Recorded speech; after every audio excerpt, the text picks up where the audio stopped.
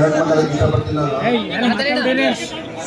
ಮೊನ್ನೆ ಶಿವಣ್ಣ ಒಂದು ಎರಡು ಮಾತು ಮಾತಾಡೋರೆ ಜಾತಿ ಎತ್ಕೊಂಡ ಬಗ್ಗೆ.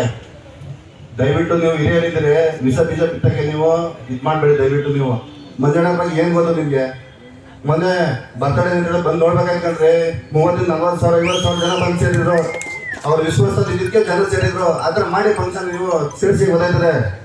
ದಯವಿಟ್ಟು 15 ಮಾತಾಡೋದು ಕಲಿ ನೀವು. ಆ ಯಾರನ್ನ ಕರ್ಕೊಬಂದು ನಿಲ್ಸೂರಿ ನಾನು ಅಪೋಸಿಟ್ಟು 21 ವರ್ಷ ಇನ್ನೋವಾಗ ಚುನಾವಣೆ ನಿಂತಿದ್ದಾಗ 4 ಮನೆ ಅವೆ, 4 ಸಂಸಾರವೇ ಒಂದು ಮನೆಯಲ್ಲಿ. ಎಲ್ಲರಿಗೂ 4 ಎಕರೆ ಜಾಗ ತಗೊಂಡು ಲೇಔಟ್ ಮಾಡಿ ಏನೋ ಒಂದು ಸರ್ಕಲ್ ಮಾಡಿ ಮನೆಗೆ ಹಚ್ಕೊಡ್ತೀನಿ. ನನ್ನ ಸೋಲ್ಸಿದ್ರಿ ನೀವೆಲ್ಲವ. ದಯವಿಟ್ಟು ಅಂಥದ ಏನು ಗೆದ್ದಾಗಿಂದ ಬರಲೇ ಇಲ್ಲ, ಇವತ್ತವರೆಗೂ ಬಂದೇ ಇಲ್ಲ ವ್ಯಕ್ತಿ. ನಮ್ಮ ನಾಯಕರ ಬಗ್ಗೆ ಲೋ ಮಹೇಶ್ ಅಂತ ನಾನು ಮಾತಾಡ್ಬೋದು, ನೀವು ನಮ್ಮ ತಂದೆ ಸಮೇತ ನಾವು ಮಾತಾಡಲ್ಲ. ಗೌರವ ಕೊಟ್ಟು ಮಾತಾಡ್ಕೊಳ್ಳಿ. ಒಂದೆರಡು ಮಾತಾಡೋಕ್ಕೆ ಇಷ್ಟಪಡ್ತೀವಿ. ಧನ್ಯವಾದ. 19ನೇ ವಾರ್ಡ್ಗೆ ನೀವು ಪುರಸಭಾ ಕೌನ್ಸಿಲರ್ ಆಗಿದ್ದೀರಿ. ನಮ್ಮ ಸ್ನೇಹಿತ ಇಲ್ಲವನೇ ಅರ್ಜುನ ಪಾಪ, ಅವ್ನು ಗೆಲ್ಬೇಕು ಅಂದ್ಬಿಟ್ಟು ಎಷ್ಟು ಕಷ್ಟಪಟ್ಟ ಪಾಪ. ಚುನಾವಣೆ ದಲಿತ ಸಮುದಾಯ ಹುಡುಗ, ಅವ್ನ ವಿರುದ್ಧ ಬಂದು ಚುನಾವಣೆ ನಿಂತ ಪುರಸಭಾ ಸದಸ್ಯರಾದ್ರಿ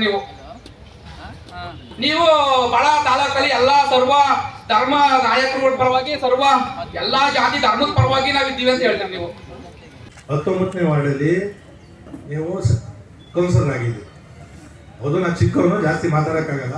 ನೀವು 19ನೇ ವಾರ್ಡಲ್ಲಿ ಕೌನ್ಸಿಲರ್ ಆದ್ರಿ. ಜನರಲ್ ಇತ್ತು ಪಾಪ, ಅವನು ಹೇಳ್ಕೊಂಡ ನಮ್ಮ ಅರ್ಜುನ.